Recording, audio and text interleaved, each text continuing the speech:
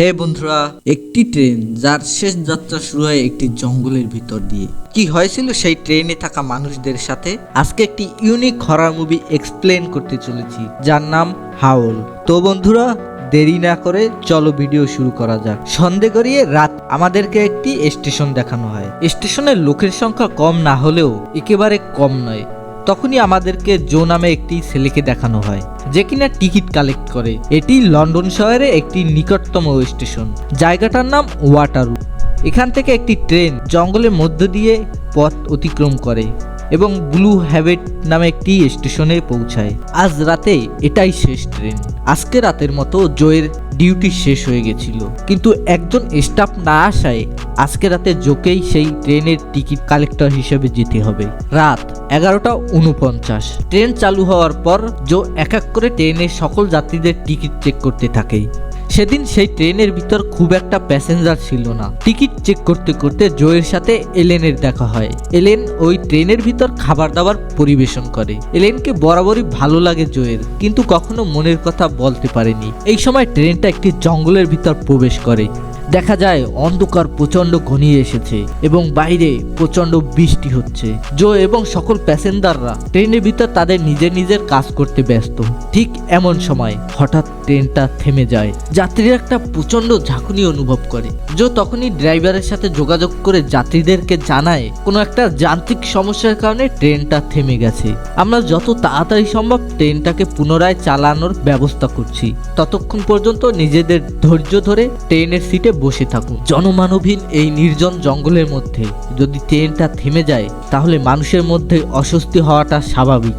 জো কোনো রকম ট্রেনের মানুষজনদের সামলানোর চেষ্টা করছিল। তখনই আমরা দেখতে পাই ট্রেনের চালককে, যে একটা টর্চ সাথে সেই জঙ্গলের মধ্যে থাকা রেলওয়ে ট্র্যাকের উপর নেমে পড়েছে কি হয়েছে দেখার জন্য।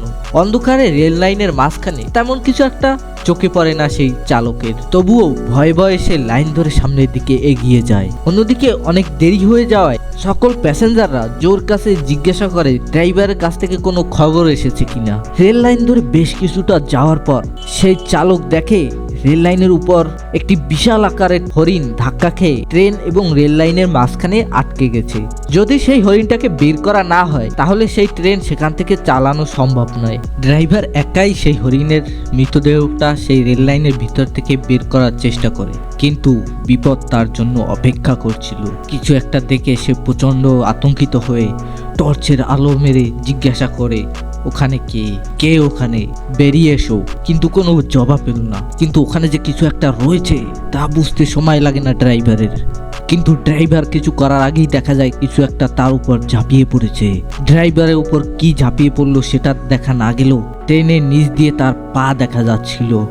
দেখা যায় কোনো একটা হিংস্র প্রাণী মানুষের মতো দেখতে, যে কিনা সবার চোখের আড়ালে ড্রাইভারের মাংস ছিঁড়ে ছিঁড়ে খাচ্ছে। বেশ সময় এভাবেই কেটে যায়। জো ড্রাইভারের কোনো সারা শব্দ না পেয়ে কন্ট্রোল রুমে ফোন করে, কিন্তু কন্ট্রোল রুম থেকে বলা হয় প্রাকৃতিক দুর্যোগের কারণে তাদের সেই ট্রেনের কাছে সাহায্য পৌঁছাতে 3-4 ঘন্টা লেগে যাবে।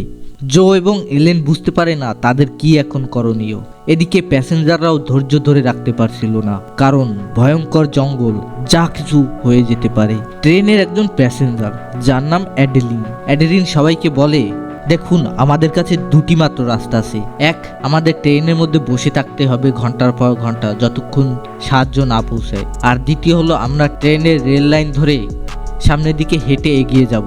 সেখানে হয়তো কোনো রেল স্টেশন থেকে আমরা সাহায্য পেয়ে যাব। অ্যাড্রিনের কথা শুনে সবাই সেই রেল লাইন ধরে সামনের দিকে এগিয়ে যেতে শুরু করে, কিন্তু জো এতে রাজি ছিল না।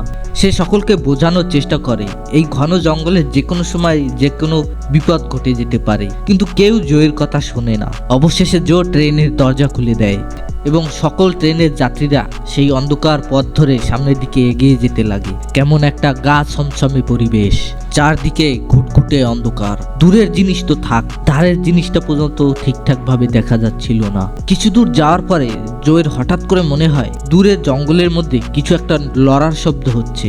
জো সবাইকে একটা জায়গায় দাঁড়াতে বলে এবং সে একা টর্চ নিয়ে সামনের দিকে এগিয়ে যায় ওখানে কি আছে তা দেখার জন্য। এলিনও কৌতূহলবশত জোয়ের সাথে যায় এবং ঝোপঝাড়ের ভিতরে তারা যা দেখতে পায় তা দেখে তাদের পুরো মাথায় ঘুরে যায়। তারা দেখতে পায় মানুষের মতো দেখতে কোনো নরখাদক সেই ড্রাইভারের দেহ থেকে ছিঁড়ে ছিঁড়ে মাংস খাচ্ছে। এটা দেখে তারা প্রচন্ড আতঙ্কিত হয়ে চিৎকার করে সবাইকে ট্রেনের ভিতর উঠতে বলে। তারা পুনরায় ট্রেনের দিকে দৌড়াতে শুরু করে। সবাই ট্রেনের কাছে পৌঁছালেও একজন বৃদ্ধ দম্পতি ছিল যারা আস্তে আস্তে ট্রেনের কাছে পৌঁছাতে অনেক দেরি করে ফেলে। সেই বৃদ্ধ লোক ট্রেনে উঠে পড়লেও সেই বৃদ্ধ মহিলা ট্রেনে উঠতে দেরি করে দেয়। আর তারা এখানেই ভুল করে ফেলে, কারণ তারা যখন ট্রেনের সামনে চলে আসে তখন তাদের অনুভব হয় তাদের পিছন পিছন কেউ আসছে এবং সেই মহিলা ট্রেনে উঠতে গিয়ে তার পা স্লিপ করে যায় এবং তাড়াহুড়োবশত সেই ট্রেনের দরজা আটকে যায়। কিন্তু সেই মহিলার একটি পা দরজার বাইরে থেকে যায় এবং সেই ট্রেনের বাইরে সেই হিংস্র প্রাণীটা সেই মহিলার পা কামড়ে তাকে বাইরের দিকে বের করে নিয়ে যাওয়ার চেষ্টা করে। কিন্তু সবাই মিলে সেই মহিলাকে কোনোভাবে টেনে টুনে ট্রেনের ভিতরে নিয়ে নেয়, যদিও তার পা একদম ক্ষতবিক্ষত হয়ে যায়। প্রচন্ড যন্ত্রণায় চিৎকার করতে থাকে সেই মহিলা, তার পা থেকে প্রচন্ড রক্ত পড়তে থাকে। এই অবস্থা দেখে ট্রেনের সকলে অনেক আতঙ্কিত হয়ে পড়ে। এলিন এবং ট্রেনের বাকি সবাই মিলে সেই মহিলার পায়ের রক্ত ঝরা কমানোর চেষ্টা করে। ওদিকে জো পুনরায় কন্ট্রোল রুমের সাথে যোগাযোগ করতে গেলে কন্ট্রোল রুমের সাথে যোগাযোগ বিচ্ছিন্ন হয়ে যায়।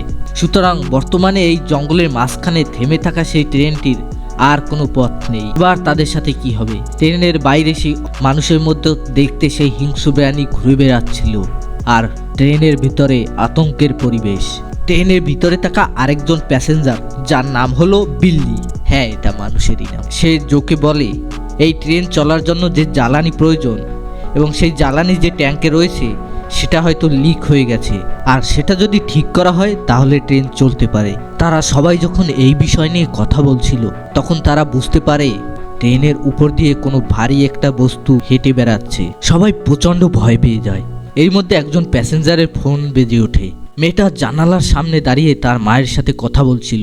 তখনই জানালার বাইরে থেকে একটি হিংস্র নরখাদক সেই মেয়েটিকে টেনে নিয়ে যায়, আর কিছুক্ষণ পরই সেই ট্রেনের জানালার উপর দিয়ে রক্ত গড়িয়ে গড়িয়ে পড়তে থাকে। অর্থাৎ সেই নরখাদক ওই মেয়েটাকেও শেষ করে দিয়েছে এবং ট্রেনে থাকা সকলেই তাদের নিজেদের প্রাণ বাঁচানোর জন্য একটি কম্পার্টমেন্টে চলে আসে এবং ট্রেনের যত জানালা দরজা ছিল তা শক্তভাবে লক করে দেয় যাতে বাইরে থেকে কেউ ভেতরে ঢুকতে না পারে। কিন্তু কিছুক্ষণ পরই সেই ভদ্র বয়স্ক মহিলা যার পায়ে নরখাদকরা আক্রমণ করেছিল সে কালো রঙের বমি করতে শুরু করে এবং তার মধ্যে কিছু অদ্ভুত পরিবর্তন দেখা দিতে শুরু করে। এরই মধ্যে জো লক্ষ্য করে একজন প্যাসেঞ্জার সেই কম্পার্টমেন্টের ওয়াশরুমে রয়ে গেছে, যেখানে কিছুক্ষণ আগেই সেই নরখাদক এসেছিল।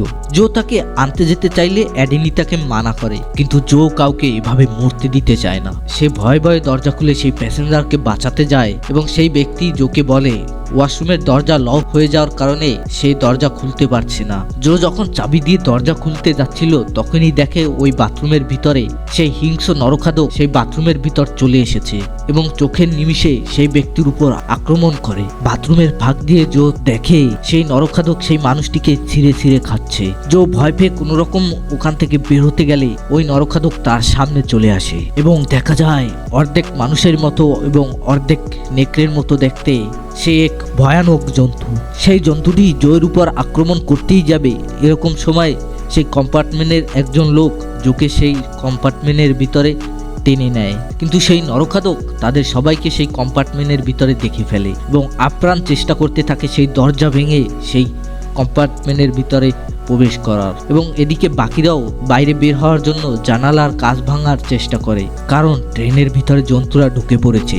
আর কিছু লোক মিলে সেই দরজাটাকে চেপে ধরে রাখে যাতে সেই নরখাদ্য সেই কম্পার্টমেন্টের ভিতরে ঢুকতে না পারে। কিন্তু শেষমেশ তারা সেই নরখাদ্যের শক্তির সামনে পেরে ওঠে না এবং সে দরজা ভেঙে সেই কম্পার্টমেন্টের ভিতরে চলে আসে এবং সেই নরখাদকটিকে দেখতে অবিকল মানুষের মতো, কিন্তু আয়তনে সে মানুষের থেকে অনেকটাই বড়, অনেক বড় বড় আকৃতির দাঁত এবং নখ। বিভৎস দেখতে এই প্রাণীটাকে দেখে সবাই অনেক ভয় পেয়ে যায়। কোনো উপায় না পেয়ে সবাই মিলিতভাবে আক্রমণ করে সেই প্রাণীটির উপরে এবং তাকে মেরে ফেলে। এদিকে দেখা যায় সেই ভদ্র মহিলা যার কিনা রূপ পরিবর্তন হতে চলেছে, দেখতে কেমন যেন সেই নরখাদক প্রাণীগুলোর মতে হয়ে গেছে।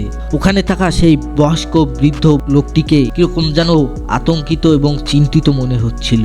সে হঠাৎ করে বলে ওঠে, এই ঘটনা এখানে প্রথম নয়, এর আগেও ঘটেছিল 1963 সাল। ঠিক একই ঘটনা ঘটেছিল এই জঙ্গলে। সেদিনও এখান দিয়ে একটি ট্রেন যাচ্ছিল এবং সেই ট্রেনের ভিতরে কিছু অজানা জীব হামলা করে এবং সেই ট্রেনের একটাও মানুষ জীবিত ফিরতে পারেনি। সেই বৃদ্ধের কথা শোনার পর তারা সবাই আরো ভয় পেয়ে সবাই যেন মৃত্যুর জন্য অপেক্ষা করছে। এসব শুনে জো এবং মিলি বুঝতে পারে তারা এই জঙ্গলের পথ ধরে স্টেশনের দিকে এগোতে পারবে না, হয়তো মাঝপথেই সবাইকে মরতে হবে। এমনকি ট্রেনের ভিতর বসে থাকাটাও তাদের জন্য সুরক্ষিত নয়। আর এখন যদি এখান থেকে বেঁচে ফিরতে হয় তাহলে একমাত্র উপায় হলো ট্রেনটিকে চালাতে হবে, সেটি যেভাবেই হোক। বিলি পেশাগতভাবে ইঞ্জিনিয়ার ছিল, তাই ট্রেনের বিভিন্ন যন্ত্র নিয়ে তার একটু ধারণা ছিল। বিলি একটি টর্চ নিয়ে এবং একজন ট্রেনের প্যাসেঞ্জারকে নিয়ে সেই ট্রেনের বাইরে সেই ফুয়েল ট্যাঙ্ককে রিপেয়ার করতে যায় এবং অন্যদিকে জো আর এলেন সেই ট্রেন চালানোর জন্য প্রস্তুত হয়। বিলি যখন সেই ট্রেনের জ্বালানির ট্যাঙ্কটা রিপেয়ার করছিল, ঠিক সেই সময় তার সাথে আসা সেই ছেলেটা জঙ্গলের ভিতর একটি ঝোপের মধ্যে কিছু একটা দেখতে পায় এবং দেখা যায় সেই ছেলেটা একটি টর্চ নিয়ে সেই জঙ্গলের ভিতর প্রবেশ করতে শুরু করে এবং সে দেখতে পায় সেই ট্রেন থেকে যে মেয়েটিকে প্রথমে নিয়ে যাওয়া হয়েছিল সেই মেয়েটিকে কয়েকটি নরখাদক মিলে জীবন্ত অবস্থায় তার পেট থেকে নাড়িভুড়ি বের করে খাচ্ছে। ছেলেটি প্রচন্ড ভয় পেয়ে যায় এবং সেখান থেকে দৌড়ে বের হওয়ার চেষ্টা করে, কিন্তু সেই নরখাদকরা তাকেও ধরে ফেলে। এদিকে ফুয়েল ট্যাঙ্ক ঠিক হয়ে গেলেও বিলি সেখান থেকে বের হতে পারে না, কারণ বাইরে দুটি নরখাদক ঘুরে বেড়াচ্ছিল। তারা ঠিক বুঝতে পেরেছে একটা মানুষ ট্রেনের বাইরে রয়েছে এবং ওদের পাগুলো দেখে মিলি ট্রেনের পাইপের সাথে মাকড়সার মতো লেগে থাকে। সেই নরখাদক দুটো হাঁটতে হাঁটতে ট্রেনের সামনে উইলি ট্রেন চালু করে দেয়। এদিকে দেখা যায় ট্রেনের ভিতর অ্যাডারিনকে বেল্ট দিয়ে বেঁধে রাখা হয়েছে। আসলে অ্যাডারিন একজন প্রচন্ড স্বার্থপর মানুষ, তাই সে প্রাণে বাঁচার জন্য যে কোনো কিছু করতে রাজি ছিল। বাইরে যেমন সেই নরখাদকগুলো তাদের জন্য বিপজ্জনক ছিল এবং ট্রেনের ভিতরে এই লোকটিও তাদের জন্য সমান বিপজ্জনক ছিল, কারণ সে নিজে বাঁচার জন্য অন্য মানুষকে খুন পর্যন্ত করতে পারে। কিন্তু সেই ট্রেনের ভিতরে অ্যাডারিনের থেকেও অনেক বিপজ্জনক ছিল সেই বৃদ্ধ মহিলা, কারণ সময়ের সাথে সাথে সেই মহিলা এখন পুরোপুরিভাবে সেই নরখাদকে পরিণত হয়েছে। এটা দেখে ট্রেনের একজন যাত্রী অ্যাডারিনের হাতের বাঁধন খুলে দেয়, কারণ সে সেই বৃদ্ধ মহিলার পাশেই বসা ছিল। আর দেখতে দেখতে সেই বৃদ্ধ মহিলা হঠাৎ করে তার স্বামীর উপর আক্রমণ করে বসে। অন্যদিকে দেখা যায় সেই মহিলা অ্যাডারিনকে বাঁচাতে গেলে তাকে এক নরখাদক ধরে নেয়, কিন্তু অ্যাডারিন তাকে ধাক্কা দিয়ে ট্রেন থেকে ফেলে দেয় যাতে সেই নরখাদকরা সেই মহিলাকে খেতে ব্যস্ত থাকে এবং অ্যাডারিন সেখান থেকে তার প্রাণ বাঁচিয়ে চলে যেতে পারে। জঙ্গলের মধ্যে দিয়ে ট্রেন হঠাৎ করে অনেক দ্রুত গতিতে চলতে শুরু করে, কারণ ততক্ষণে জো ট্রেন চালানো শুরু করে দিয়েছে। কিন্তু বিলি তখনও ট্রেনের নিচে ঝুলে রয়েছে। প্রাণে বাঁচতে বিলি পুনরায় সেই ফিউল ট্যাঙ্কের তারটি খুলে দেয়, যার ফলে ট্রেনটা আবারও থেমে যায়। জো এবং অ্যালেন ইঞ্জিন রুম ফেলে সেই ট্রেনের ভিতরে আসে, দেখে সেই বৃদ্ধ মহিলা যে কিনা পূর্ণরূপে সেই নরখাদকে পরিণত হয়েছে আর সে অ্যাডারিনকে মারার চেষ্টা করছে। তখনই জো সেই বৃদ্ধা মহিলার শরীরে একটি লোহার পাইপ ঢুকিয়ে তাকে শেষ করে দেয়। যদিও ততক্ষণে আরো কিছু নরখাদক সেখানে এসে পড়ে। তাদের হাত থেকে বাঁচার জন্য অ্যাডারিন চালাকি করে জো এবং এলিসকে ট্রেনের মধ্যে